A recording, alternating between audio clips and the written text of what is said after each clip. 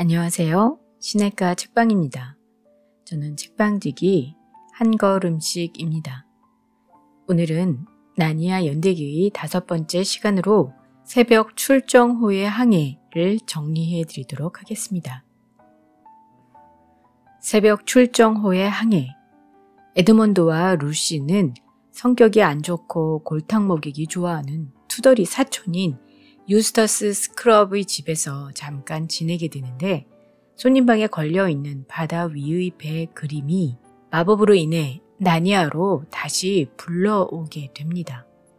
그림이 움직이기 시작하면서 물이 쏟아지고 나니아의 바다로 이동했던 것입니다. 그런데 유스터스도 함께 가게 됩니다. 그들은 캐스피언 10세가 탄 새벽 출정호에 의해 구출됩니다. 루시와 에드먼드는 오랜만에 만난 친구를 보고 반가워하지만 유스터스는 극도로 불안해하며 패닉합니다. 루시가 지금 상황에 대해 설명해주고 멀미하는 친척을 위해 뭐든 치료하는 보물인 물약까지 먹여주지만 유스터스는 고마워하지 않고 계속 거만하게 심술만 부리고 투덜거립니다. 생지기사 리피 치프와는 사이가 완전히 틀어져 결국 결투 비슷한 것까지 벌일 정도가 되었습니다. 새벽 출정호의 여행 목적은 캐스피언 왕의 아버지 캐스피언 9세의 신복이었던 7 영주를 찾는 것이었습니다. 이 영주들은 캐스피언 9세의 동생 미라즈가 형을 죽이고 정권을 잡았을 때 방해가 되는 존재라 바다로 추방했던 사람들입니다. 루시 일행이 발견된 곳은 나니아 동쪽의 바다입니다. 돈 트레더호는 먼저 론 제도에 내립니다. 돌은 아브라, 펠리마스로 이루어진 섬입니다. 여기서 일행은 찢어지는데 루시, 에드먼드, 캐스피언과 유스타스와 리피치프는 펠리마스에 내리고 나머지 선원들은 가장 큰 섬인 도른으로 향합니다. 원래 론 섬들은 나니아의 지배를 받고 있었습니다. 하지만 캐스피언 10세 이전의 혼란기 때부터 지배를 벗어나 있는 상태입니다. 캐스피언의 항해 목적 중 하나도 이 섬에 들러 다시 섬을 나니아의 지배 하에 넣는 것이었습니다. 하지만 일행들이 몰랐던 것은 이곳의 노예 시장이 활성화된 지 오래라는 것입니다. 펠리마스 섬으로 향한 일행은 바로 이 노예 상인들에게 잡혀 노예 시장으로 팔려가 나갑니다. 노예 시장에서 캐스피언이 베른이라는 영주에게 팔립니다. 캐스피언은 이 영주가 바로 사라진 7 영주 중 한 명이라는 것을 알고 자신의 정체를 밝힙니다. 베른경은 오랜 옛날 항해를 떠났을 때 이 지역의 아가씨와 사랑에 빠졌고 결혼해 여기에 정착했다고 말합니다. 나머지 6 영주는 계속 동쪽으로 항해를 떠났다고, 또한 론섬은 지금 아무나 노예로 삼아 칼로루멘에 수출까지 하는 상황이고 총독인 군파스도 나쁜 자라고 설명해 줍니다. 캐스피언 왕과 베른경은 도른섬에 정박한 선원들과 합류해 군파스를 때려잡고 다시 론 제도를 나니아의 지배하에 놓습니다. 노예 상인들에게 잡혀갔던 나머지 친구들도 구해내고 베른경은 새 총독으로 임명됩니다. 심한 폭풍우를 겪은 후 새벽 출정호는 또 다른 섬에 정박합니다. 배도 다 부서져서 수리해야 하고 식량도 물도 떨어져가는 상황이라 어찌해야 할지 고민하던 중 일 안 하고 빈둥대던 유스터스가 사라집니다. 유스터스는 혼자 떨어져서 섬의 산을 둘러보다가 죽은 용과 엄청난 보물을 발견하고 기뻐하면서 보물을 챙기다가 잠시 낮잠을 취하는데 잠에서 깨어보니 자기가 바로 용이 돼 있었습니다. 당황한 유스터스는 곧 여러 가지 감정 변화를 겪으면서 그동안 혼자만 좋고 옳다고 생각한 오만방자한 자신이야말로 나쁜 애였다는 것과 다른 사람들이 결코 나쁜 이들이 아니라는 것을 깨닫곤 일행들에게 날아와서 도움을 청하려고 합니다. 용이 유스터스라는 걸 모르고 혼비백산했다가 사실을 알게 된 사람들까지 함께 멘붕에 빠뜨립니다. 당연히 그 누구도 유스터스를 다시 원래대로 돌려놓는 방법을 모르는 상황입니다. 잠시 그곳에 머물면서 방법을 알아내기로 합니다. 절망에 빠진 유스터스를 누구보다도 사이가 안 좋던 리피치프가 위로해주며 관계를 개선합니다. 유스터스가 과거에 불만 많은 자신의 태도를 반성하고 먹이를 물어다 주거나 불을 피워주는 등 일행을 도우려 노력합니다. 이런 유스터스의 앞에 아슬란이 나타나 그의 용 껍질을 벗겨내고 사람으로 변신시켜 줍니다. 사람으로 다시 돌아온 유스터스를 모두가 환영합니다. 그리고 보물더미에 앉아있던 이름이 새겨진 팔찌를 통해 7 영주 중 옥테시안 경이 이 섬에 들렀으며 유스터스가 봤던 죽은 용이 그 영주의 죽음과 관계 있을 것이라는 결론을 내립니다. 다음으로 들른 섬에서는 캐스피언, 에드먼드, 루시, 유스터스, 리피치프가 섬을 둘러보다 수상한 호수를 하나 발견합니다. 호수 밑에는 황금 동상이 있어 에드먼드가 물 안으로 칼을 뻗어 자세히 살펴보려 하는데 칼이 갑자기 무거워졌다며 놓쳐버리고 맙니다. 그 호수는 물에 닿는 것을 모두 황금으로 만들어버리는 호수였던 것입니다. 동상으로 보였던 것은 알고 보니 사람이었습니다. 그 사람의 것으로 짐작되는 소지품을 통해 이 동상이 바로 7 영주 중 한 사람이라는 걸 알게 됩니다. 이 호수의 능력을 알고 흥분한 캐스피언은 이 섬을 나니아의 영토로 선언하고 누구에게도 이 호수에 대한 비밀을 지켜야 한다고 명령조로 말합니다. 옆에서 듣고 있던 에드먼드가 이 섬이 탐났는지 내가 더 높은 왕이니 네 명령은 따르지 않겠다고 말하며 험악한 분위기를 조성합니다.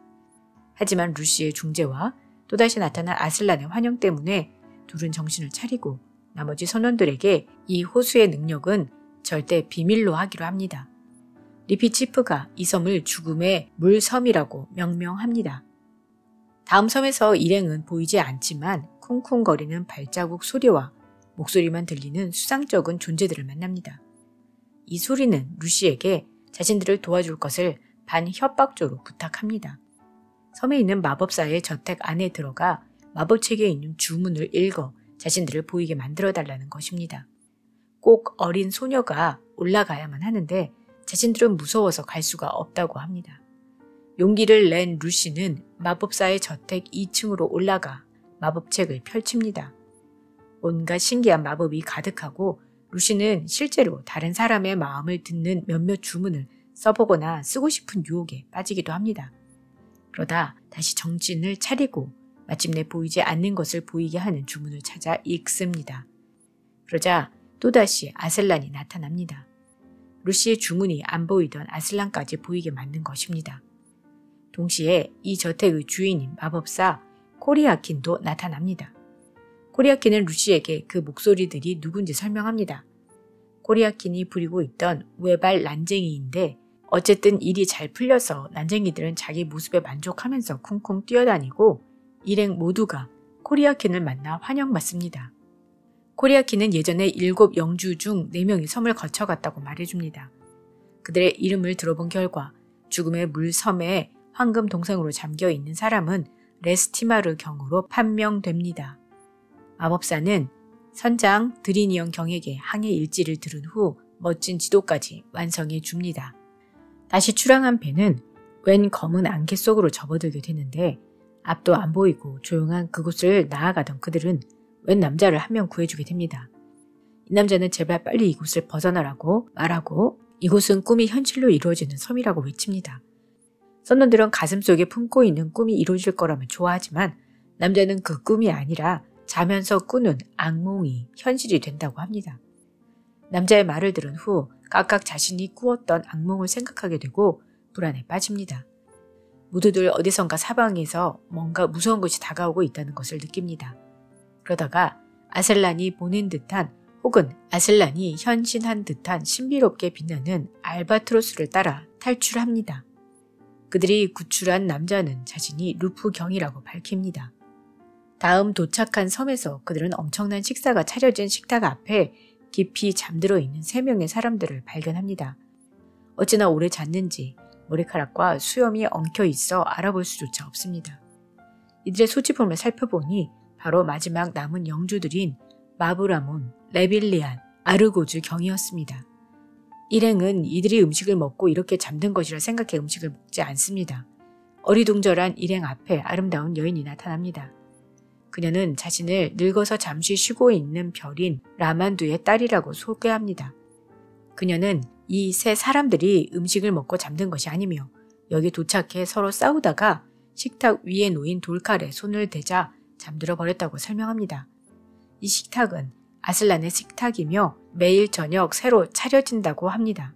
일행은 마음 놓고 음식을 먹습니다. 곧이어 여인의 아버지 라만두도 등장합니다. 라만두는 이 셋을 깨우기 위해서는 일행 중 한 사람을 세상의 끝, 즉 동쪽 바다의 끝에 보내야 한다고 말합니다. 선원들은 가기 싫어하지만 모험심 강한 리피치프가 자신이 가겠다고 나섭니다. 10년 동안 끔찍한 악몽이 시달렸던 루프경도 여기서 꿈 없는 잠을 자라고 한 후 일행은 다시 동쪽으로 향합니다. 한편 라만두의 딸에게 반해버린 캐스피어는 꼭 돌아오겠다고 그녀에게 약속을 남깁니다. 세상의 끝에 있는 바다에 도착하자 인어들이 뛰어놀고 바닷물은 단맛입니다. 그리고 백합이 떠있는 바다가 나타납니다. 이제 세상의 끝으로 모험을 떠나기로 한 리피치프 그리고 다른 세계에 속해 있는 에드먼드와 루시오와 유스터스는 일행과 헤어져야 할 때라는 걸 직감합니다. 모험심이 발동한 캐스피언 왕도 같이 떠나겠다고 고집을 부리지만 주변 사람들이 왕으로서의 책무를 되새기고 또 라만두의 딸에게 돌아가겠다고 약속하지 않았느냐며 말립니다. 캐스피언과 작별한 후 좀 더 항해해 가던 리피치프와 아이들, 리피치프는 바닷물의 벽을 넘어 아슬란의 세계로 향하며 작별합니다. 남겨진 아이들은 아슬란을 만납니다. 아슬란은 루시오와 에드먼드에게 이제 나이가 들었으니 더 이상 나니아로 올 수 없다고 합니다.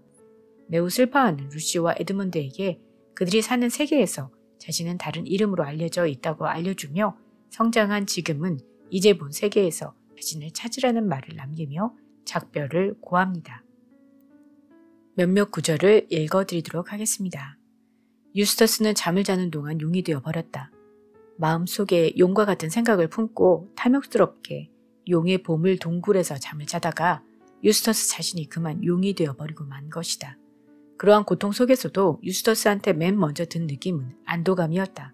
더 이상 두려워할 게 아무것도 없었기 때문이다. 그러나 그 생각을 떠올리는 순간 유스터스는 자기가 그렇게 하고 싶어 하지 않는다는 사실을 깨달았다. 유스터스는 그들의 친구가 되고 싶었다.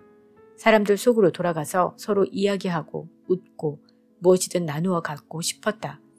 유스터스는 자신이 인간 세계에서 떨어져 나온 괴물이라는 사실을 생각하자마자 무서운 고독에 휩싸였고 다른 사람들이 결코 악마가 아니라는 것을 깨닫기 시작했다.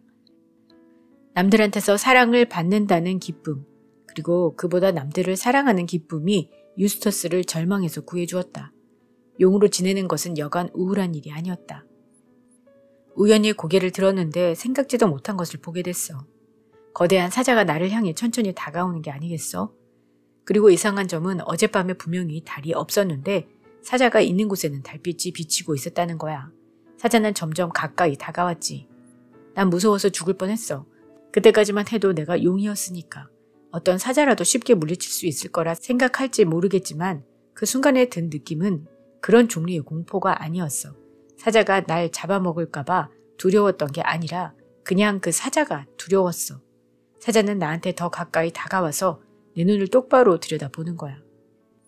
나는 맙소사 도대체 몇 번씩 껍질을 벗겨야 하는 거야 하는 생각이 들었어. 그런데 물에 나를 비춰본 순간 그건 역시 아무 소용도 없다는 걸 알게 되었지.